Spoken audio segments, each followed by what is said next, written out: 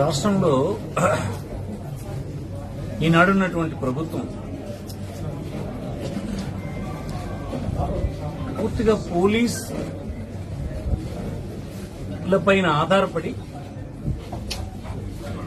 పోలీసులతో రాజకీయ ప్రత్యర్థుల్ని అణచివేయడం, భయపెట్టడం,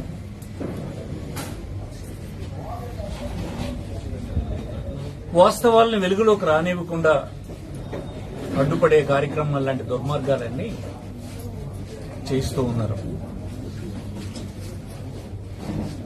ఎన్నడైనా ఏ రాజకీయ పార్టీ అయినా చట్టబద్దంగా పోలీసు వ్యవస్థని పనిచేయనివ్వకుండా రాజ్యాంగ విరుద్దంగా పనిచేయమని ప్రోత్సహిస్తున్నటువంటి సందర్భాలుంటే ఆనాడు ఆ రాష్ట్రంలో ఉండేటువంటి అధికారంలో ఉండేటువంటి రాజకీయ పార్టీ అంటే ప్రభుత్వం బలహీన పడిపోతున్నట్టు లెక్క. అలా నడిపిస్తున్నటువంటి ప్రభుత్వాలకు ప్రజల మద్దతు లేదని సంకేతమని నేను మనవి చేస్తాను. ఈనాడు శ్రీకాకుళం జిల్లాలో పలాసలో ఒక ఫిషర్మెన్ కమ్యూనిటీకి చెందినటువంటి వ్యక్తి డాక్టర్ అప్పలరాజు అనేటువంటి డాక్టర్ రాజకీయాల్లోకి వచ్చి అనతి కాలంలోనే ఖ్యాతి గడించి ఉన్నతమైనటువంటి బాధ్యతలు నిర్వర్తించి ఈనాడు అపోజిషన్ లో ఉన్నప్పుడు ప్రభుత్వ విధానాల్ని, లోపాల్ని ఎత్తి చూపుతున్నప్పుడు, విమర్శిస్తున్నప్పుడు, అవినీతిని అడ్డుకుంటున్నప్పుడు ప్రతిపక్షంలో ఉండేటువంటి తన బాధ్యతను అతను నిర్వర్తిస్తున్నప్పుడు అతన్ని అణచివేయాలన్నటువంటి ఉద్దేశంతో ఈనాడిక్కడ తన కుమారుడు యాక్సిడెంట్ చేశాడని పోలీసులు భావించి ఆ యాక్సిడెంట్ ని మర్డర్గా మలిచి దానికోసం కొంతమంది పోలీస్ అధికారుల్ని, ఆనాడున్నటువంటి పోలీస్ అధికారులను బీఆర్లో పెట్టించి ఆ సందర్భంలో కొత్త అధికారులను తెచ్చి ఒకే రోజు 3 ఎఫ్ఐఆర్లు వేసి ఈ కుట్రలో అప్పలరాజు గారు కూడా ఉన్నారు అని అతన్ని ముద్దాయి చేసి ఏమిటి మీరు సాధిస్తారని మనవి చేస్తున్నాం. అసలు ప్రజాస్వామ్యంలో అపోజిషన్ ఉండకూడదని లోకేష్ గారు, చంద్రబాబు గారు భావిస్తున్నారా? చెప్పండి, అసలు మీ దగ్గర అపోజిషన్ ఉండొద్దనా, ఉండదనా? ప్రపంచంలో ఎక్కడైనా రూలింగ్ ఉన్న చోట, డెమోక్రసీ ఉన్న చోట అపోజిషన్ ఉండదా? వారు పాలనలో వచ్చినటువంటి లోపాలను ప్రశ్నించరా, నిలదీయరా?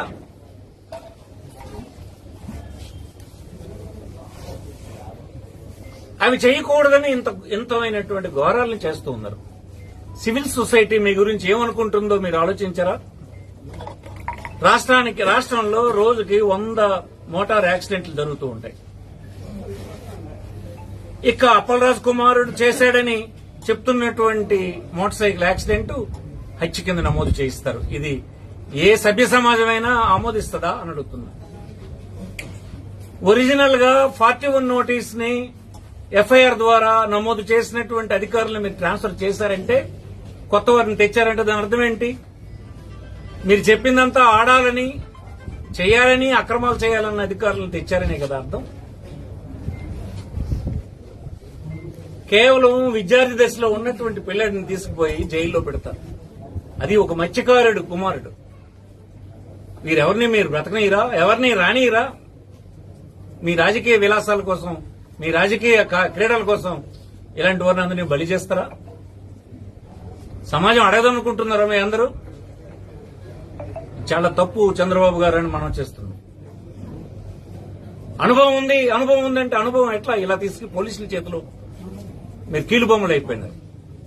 మీరు చెప్పినటువంటి విషయాలన్నీ ఆడినటువంటి పోలీసులు తీసుకొచ్చారు. దాని మాటన పోలీసులు చేస్తున్న అక్రమాలు ఎన్నున్నాయో మీకు తెలుసా? ఈనాడు సామాన్యుడు కంప్లైంట్ ని పోలీస్ స్టేషన్ లో తీసుకునే పరిస్థితి ఉందా రాష్ట్రంలో ఎక్కడైనా? దానికి గాను 4-5 ఐపీఎస్ ఆఫీసర్లు మీరు అక్రమంగా కేసులు పెట్టి, బెదిరించి, జడిపించి మొత్తం రాష్ట్రంలో ఉన్న పోలీస్ యంత్రాంగం అంతా మీ గుప్పిట్లో పెట్టుకున్నారు. ఒక్కటి గుర్తుపెట్టుకోండి, ప్రజాస్వామ్యంలో మీరు కొంతమంది అధికారులను భయపెట్టి, శిక్షించి, తద్వారా మిగతా పోలీస్ యంత్రాంగాన్ని ఆశపెట్టి మీరు గుప్పిట్లో పెట్టుకోవచ్చు. కానీ 5 కోట్ల పౌరులను మాత్రం ఎప్పటికీ గుప్పిట్లో పెట్టుకోరు. ప్రజాస్వామ్యంలో అది సాధ్యం కాదు. చరిత్ర ప్రపంచంలో ఇదే చెప్తుందన్న విషయాన్ని మీరు జ్ఞాపకం పెట్టుకోండి అని ఈ సందర్భం మనం చేస్తున్నాం. కేవలం ఒక సర్కిల్ ఇన్స్పెక్టర్, ఒక సబ్ ఇన్స్పెక్టర్, ఇన్వెస్టిగేటింగ్ ఆఫీసర్ నమోదు చేసి ఒక కుటుంబాన్ని అలరపెట్టడం ఈజీగా చేస్తామని మీరు సంతోషపడితే, ఇది కేవలం పోలీసుల ద్వారా కదా మీరు చేశారు. ఈ పోలీస్ వ్యవస్థ ప్రభుత్వం కింద పనిచేస్తుందన్నటువంటి సాకుతో కదా మీరు అది చేయించగలిశారు. మరి ఇదే పరిస్థితి మరో 3 సంవత్సరాల తర్వాత